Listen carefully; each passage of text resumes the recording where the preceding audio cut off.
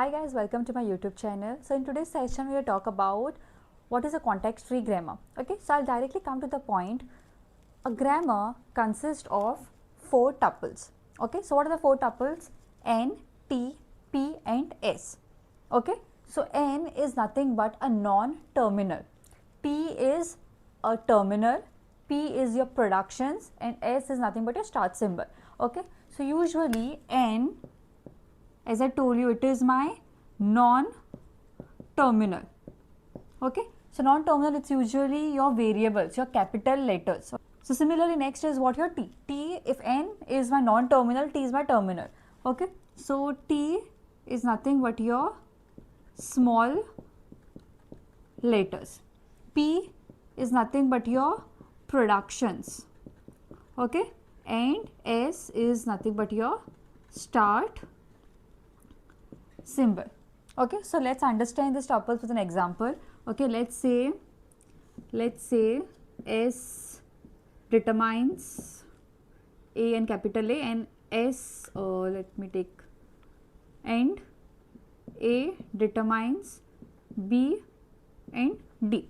Okay, so this is nothing but a grammar which is given to us. So this grammar consists of 2 production. So S determines 1 production and A determines 1 production. So total how many productions are there? Total 2 productions. Okay, so P is nothing but my production. Next, coming to N. N is what? N is nothing but your non-terminals. Non-terminals are also referred to as what? Your variables or capital letters. Okay, so my non-terminal with respect to this question will be what?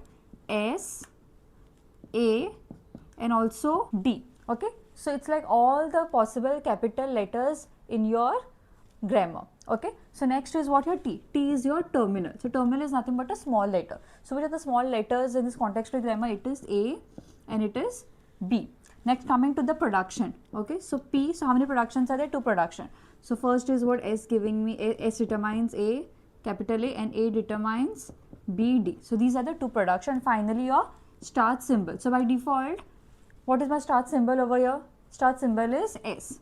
Okay, so my start symbol is S. Not necessarily that start symbol should be S. It can be some other variable also. Like for example, it is given like this, D. Okay, D, H and B. Okay, so in this case, my starting symbol will be what?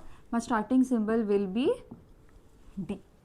Okay, so this is how we represent a grammar, and these are the 4 tuples. I hope you all understood this.